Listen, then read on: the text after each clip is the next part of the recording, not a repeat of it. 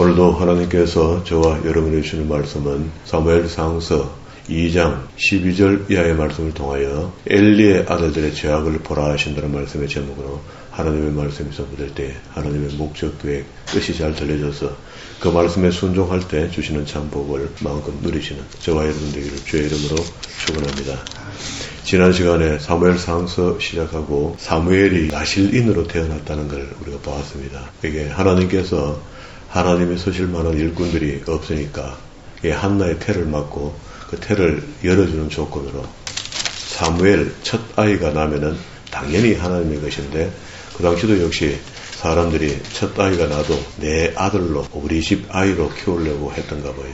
그래서 하나님께서 조건을 겁니다. 너의 태가 없어서 분인 날 때 그렇게 소름 받았는데 내가 태를 열어줄 테니까 첫 아이를 다 줄 수 있나? 당연히 드려야죠. 그렇게 하고 난 뒤에 2장 21절에 보면은요, 여호와께서 한나를 돌아보사 그로 하여금 임신하여 세 아들과 두 딸을 낳게 하고 그에게 첫 아이를 하나님께 드리고 뒤에 첫째 아이 다음에 세 아들과 두 딸을 또 낳았단 말이죠. 그게 태의 문이 닫혔다가 열리면서 아들을 많이 낳았다, 그런 말입니다. 그러면 이제 하나님은 이름에도 불구하고 인간 세상에 쓸만한 아들이 없었던 거죠. 이게 지난번 삼손 때 봤잖아요. 하나님께서 주문생산했죠. 나실인으로 삼손을 태어나게 했잖아요. 그런데 지게 능력이 나타나기 시작하니까 엉뚱한 짓 하고 다니고 기생 따라다니고 블레셋 여자들이 따라다니고 하다가 눈 빼이고 수모를 당하고 마지막에 조금 한극이 다는데 우리는 삼손에 대해서 굉장히 그 좋은 사람처럼 이렇게 교회에서 아이들에게 가르쳤던 것 같아요. 그때 의미는 그렇습니다. 엉망진창으로 살다가 마지막에 블레셋 사람을 이때까지 죽인 것보다 더 많이 죽였다 하는 거기에 포커스를 두니까 끝까지 하나님을 해냈다, 이렇게 이야기하는 거죠. 그리고 이제 이 출생이 있고 난 뒤에 사무엘이 태어났으니까 사무엘은 하나님의 일꾼으로 서임을 받아야 되는데요. 나중에 우리 결론으로 보면 그렇습니다. 사무엘의 아들들도 판관, 사사로 지방재판관으로 가 있다가 뇌물을 묻게 됩니다. 그렇게 된 백성들이 그걸 보게 되면서 사무엘의 아들도 안 되는구나. 그러니까 아들이 계속 사사로 간다면 우리가 괴롭게 되겠구나 하고 인간왕을 좀 세워달라고 하나님께 기도해달라고 사무엘에게 이야기하거든요. 이게 그때 이제 사무엘이 인간왕을 세우게 되면 너희들 손해본다 하고 여러 가지 설명을 해줘도 안 된대. 끝까지 인간왕으로 가겠다는 거예요. 그리고 실질적으로는요, 하나님이 우리의 왕이 되어서 우리를 이렇게 치리할 때가 가장 우리가 좋을 때입니다. 하나님의 관습을 받는 것.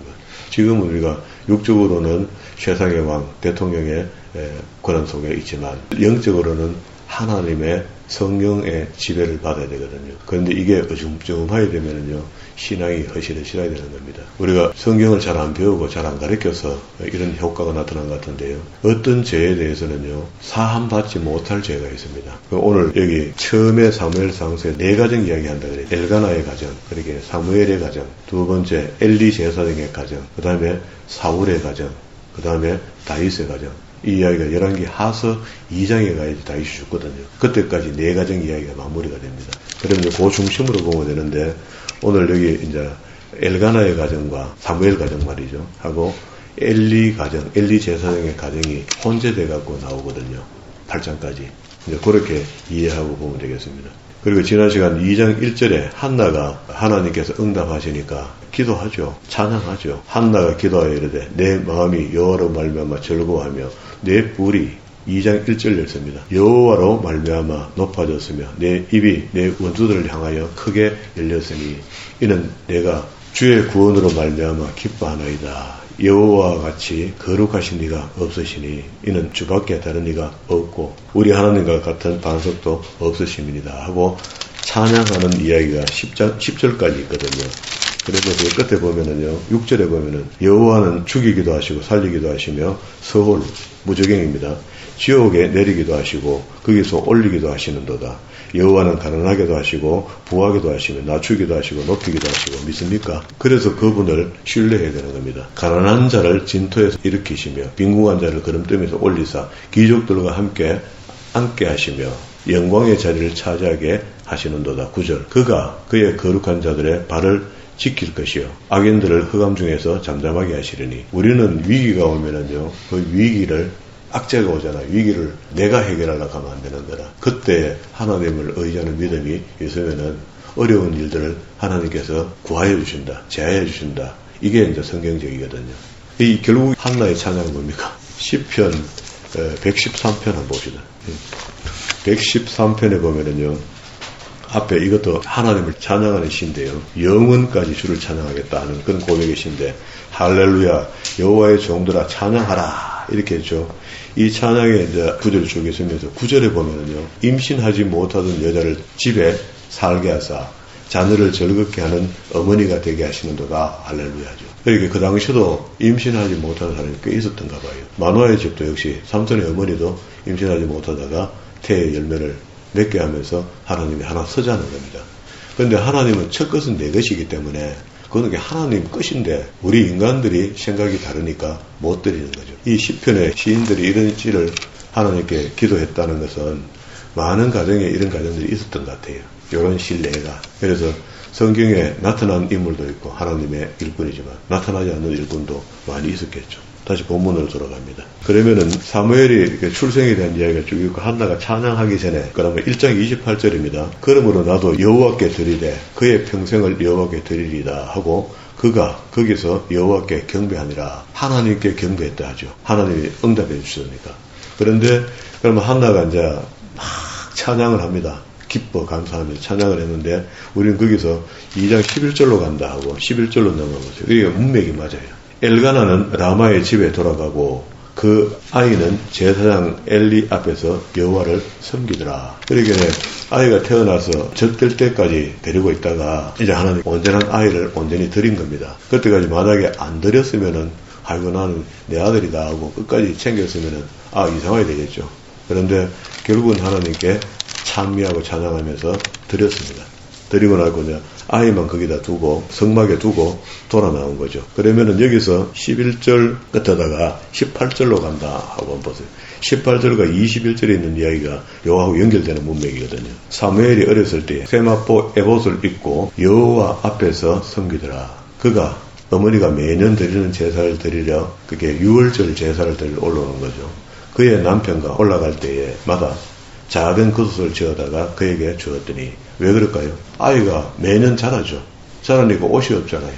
그러니까 그 제사장 엘리의 우둔함이 있잖아. 느릿느릿한 엘리 제사장이 재치 있게 해주겠단 말이죠. 엘리가 엘가나와 그의 아내에게 축복하여 이르되 여호와께서 이 여인으로 말미암아 내게 다른 후사를 주사 이가 여호와께 간구하여 얻어 바친 아들을 대신하기를 원하노라. 아주 구체적으로 엘리 제사장이 이런 축복을 해줬어요. 이게 주의 종이 축복을 하니 이 가정에 그렇게 기도하니까 하나님이 그 가정을 돌아본단 말이죠. 순서가 그렇습니다. 그죠? 지금은 예수 그리스도 이름으로 하나님이 직구하는 시대가 되었으니까 직구해서 복을 받기도 하지만 주의 종의 복빌물 인하여 복 받기도 합니다. 그것도 유지되거든요. 여호와께서 한나를 돌아보시사 그로 하여금 임신하여 세 아들과 두 딸을 낳게 하셨고 아이 사무엘은 여호와 앞에서 자라나더라 하고 사무엘의 이야기가 이렇게 개입되어 있어요. 그리고 끝에다가 3장 1절로 간다고 아이 사무엘이 엘리 앞에 여호와를 섬길 때에 여호와의 말씀이 희귀하여 이상이 흔히 보이지 않았다. 하나님께서 말씀을 자주 안 해주셨다 그런 말입니다. 그러면 이제 엘리가 마음에 안 드는 거죠. 하나님께서. 엘리가 마음에 안 드니까 엘리 제사장에게 이상과 하나님의 말씀이 뜨문 있었는 거예요. 그럴 때에 어린 아이 하나가 드려진 겁니다.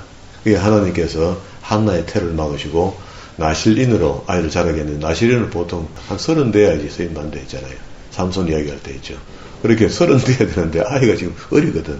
어린데 하나님이 어딘가에 급하시니까 이 소년 어린 아이 사무엘을 하나님 쓰십니다. 주의 종으로. 이 말은 다시 이야기하면은 하나님도 인간 세상에 대해서 꽤 하나님 뜻대로 안 되는 게 많다는 겁니다. 반대로 이야기한다면 사람이 못됐다는 겁니다. 우리가 하나님의 피조로 이 땅에 살면서 하나님을 덩환이하고 하나님 말씀에 부정하고 안 믿고 안 따르는 그런 예가 많다는 겁니다. 이게 왜 그러나 하면은요.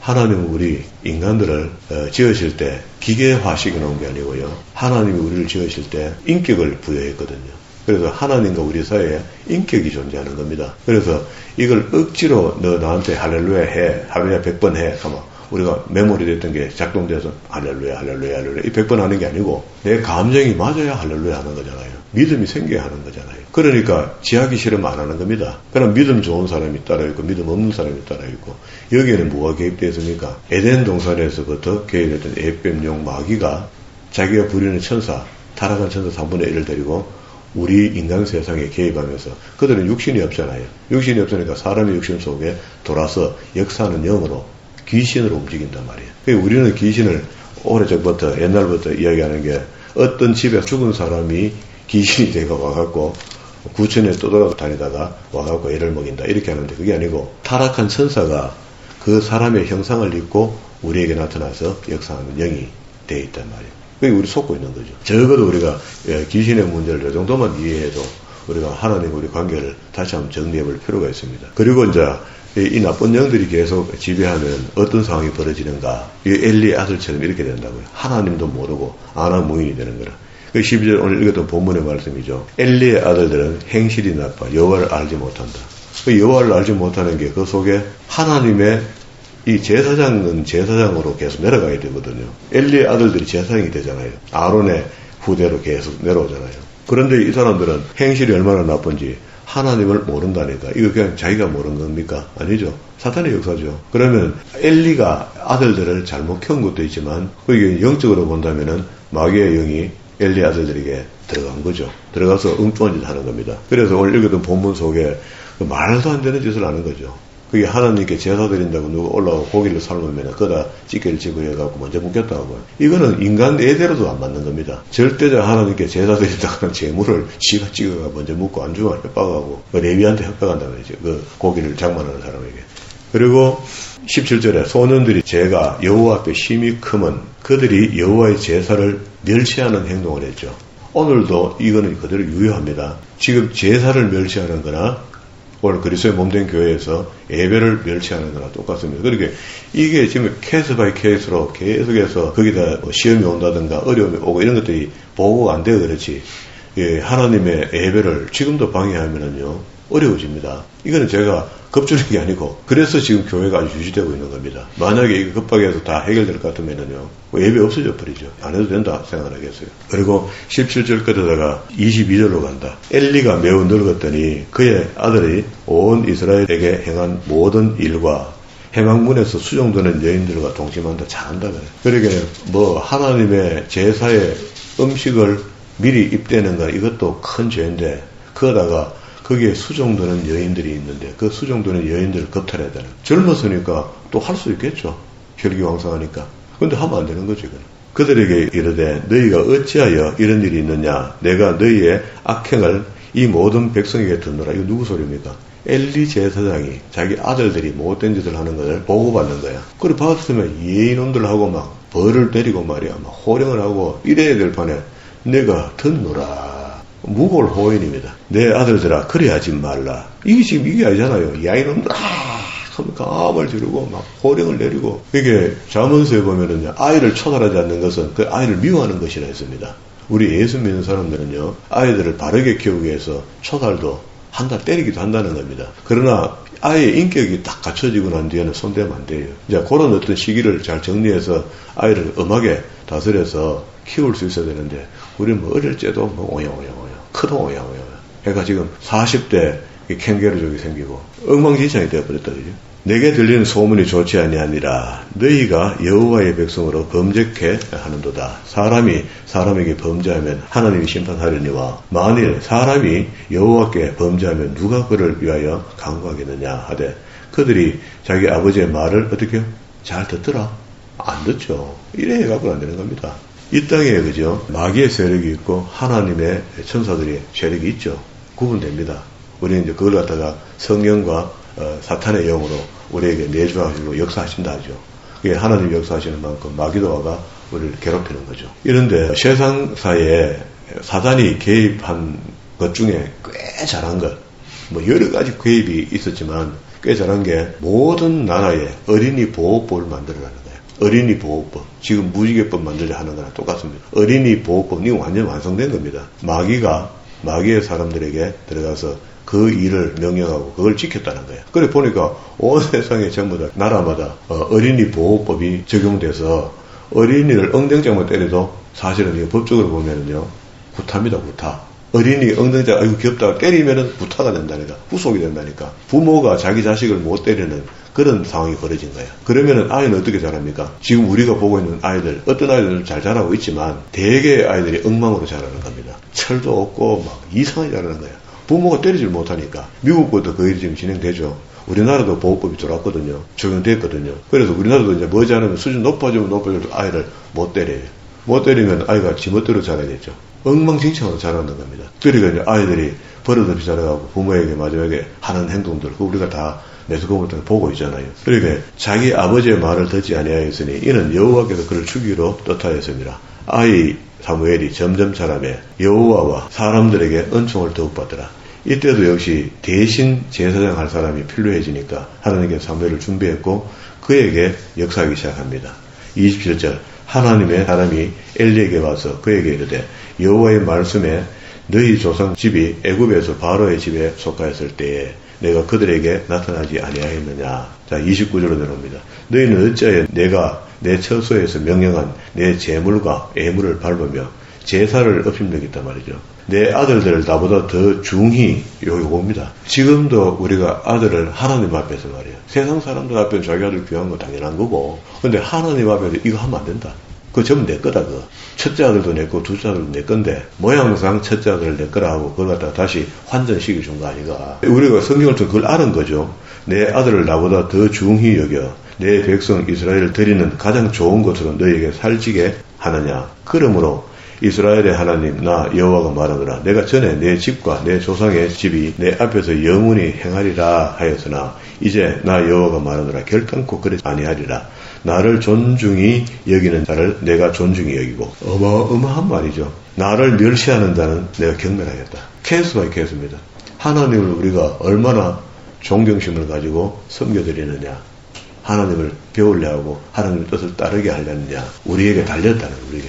우리 삶이 나타나는 배경으로 나타난다는 거예요. 보라, 내가 내 팔과 내 조상의 집 팔을 끊어 내 집에 노인이 하나도 없게. 누구 집에 이야기합니까? 엘리 제사장을 멸문시켜 버렸다는 겁니다. 하는 날이 이를지라. 32절 이스라엘의 모든 복을 내리는 중에 너는 내 처소에서 환난을 볼 것이요. 그게 하나님은 하나님의 백성들을 하나님이 복 주시는데 그 중에 너희 집은 망한다. 33절 중간에 내 눈이 시해장케 하고 내 마음을 슬프게 할 것이요 내 집에서 출산되는 모든 자가 젊어 죽게 된다. 자, 세 번째 다시 34절에 내 두 아들 홈니와 비나스가 한날에 죽으리니 이 둘이 당할 그 일이 그 죽게 아들이 둘가 딱 죽으면 그 효시가 돼서 이제 뒤에 지금 저주를 부은 이 저주들이 그 가정에 다 임하게 된다. 그런 뜻입니다. 그래서 내가 나를 위하여 충실한 제사를 일으키려니 그 사람은 내 마음에 이게 사무엘도 될 수가 있고 먼 훗날에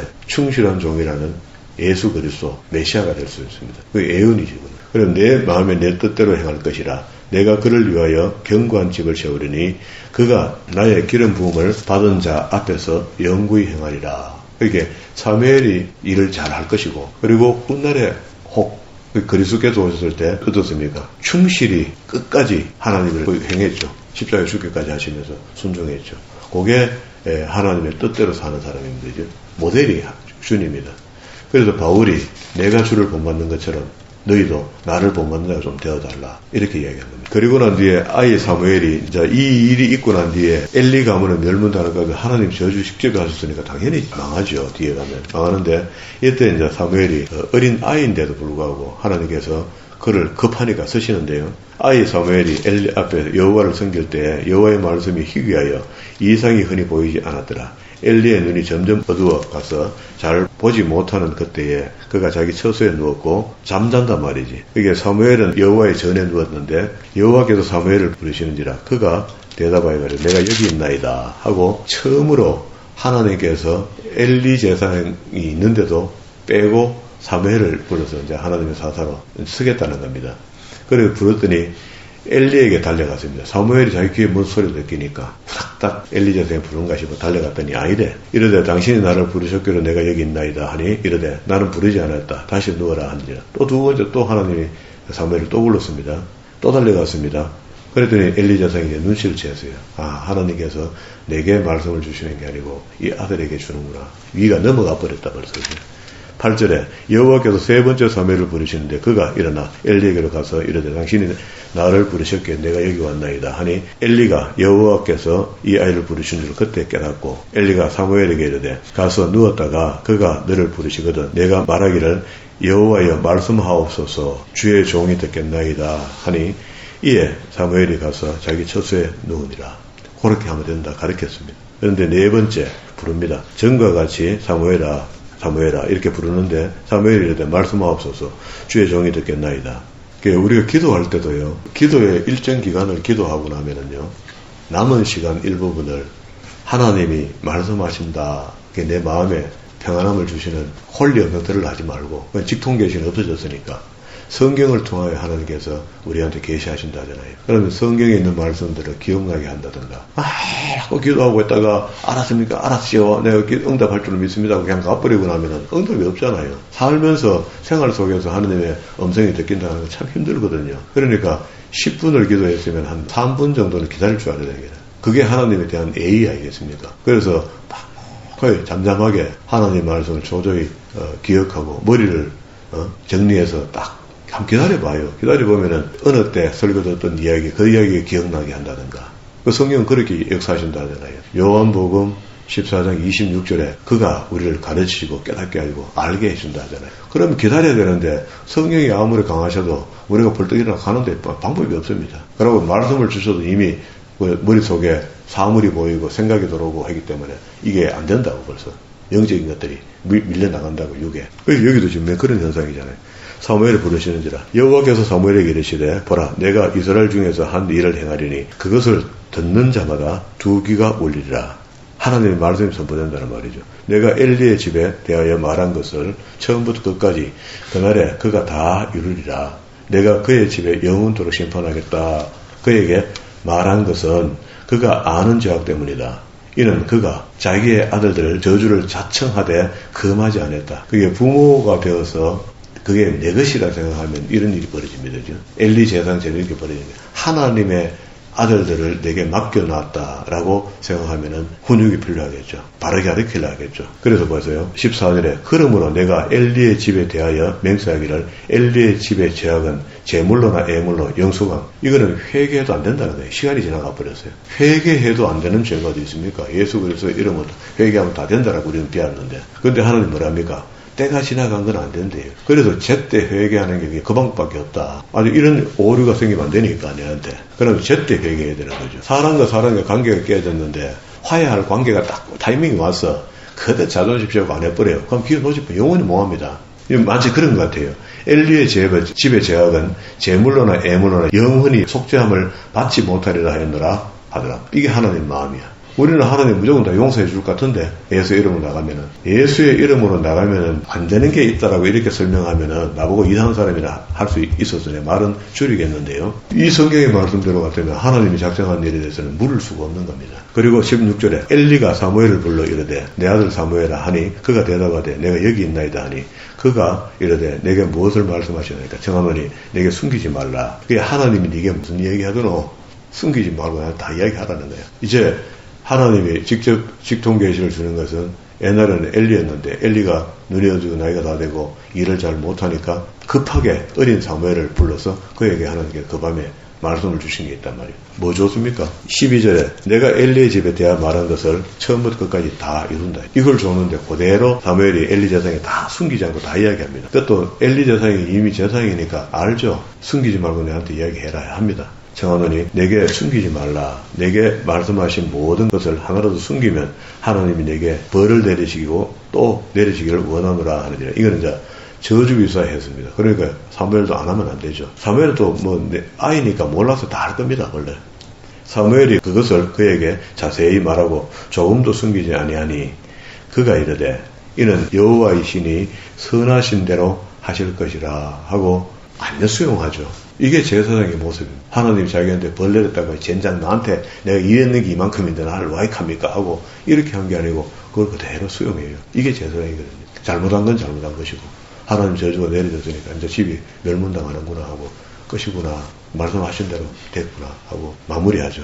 19절 사무엘이 자라며 여호와께서 그와 함께 계셔서 그 말이 하나도 땅에 떨어지지 아니하니 단에서부터 베르세바까지 온 이스라엘이 사무엘은 여호와의 선지자로 세우심을 입은 줄을 다 알게 되었습니다. 그리고 21절 보면 여호와의 말씀으로 사무엘에게 자기 애를 나타내시게 됐습니다. 이게 이제 순위가 바뀐 거죠. 이렇게 되면서 한 종이 택함을 받고 태의 문을 열고 나와서 그 어머니가 3살까지 집에서 애주중기 키워서 하나님 전에 난지 8일 만에 갖다 드릴 수는 없잖아요. 그래서 키워서 요랑 있게 매해마다 옷을 해 입히고, 그게 제사장이 좀 망했지만은 이 아들을 축복 안 할 수 없이 했더니, 축복했더니 이 가정도 복을 받고 사무엘도 하나님의 종으로 바르게 쓰임받는 주변의 어른들의 모습, 그래도 하나님의 뜻이 이런 상황에서 잘 이루어지고 있는 것, 이런 것들이 오늘 우리 교회에서도 여전히 이루어져야 됩니다. 아이를 그냥 아이로 보지 말고 하나님이 주신 축복의 선물이고, 사무엘같이 쓰임받든 안 받든 이건 상관없습니다. 하나님 쓰시는 거니까. 우연히 그 아이가 손주가 우리 집에 왔을까? 그런 거 없잖아요. 그러니까 이 아이의 역할이 있단 말이에요. 하나님의 선물이면 그 인격을 존중해 줄 수 있잖아요. 우리가 생명 가지고 사는 것과 우리에게 생명을 주시는 것, 이거 다 소중하고 귀합니다. 그래서 그들에게 바른 믿음을 가르쳐 줄 수 있는 거 우리한테 꼭 필요한 거거든요. 바른 믿음을 가르쳐 주고 바로 살 수 있도록 도와줘서 우리도 천국 가야 되지만 걔들도 천국 가야 되거든요. 그래서 우리 진짜로 우리에게 전해지는 복음의 말씀이 천국 복음이 되고, 그 천국 복음을 통하여 우리와 만난 모든 사람들이 다 마지막 날에 한 자리에서 만날 수 있는 그런 축복을 누리는 저와 여러분 되기를 주의 이름으로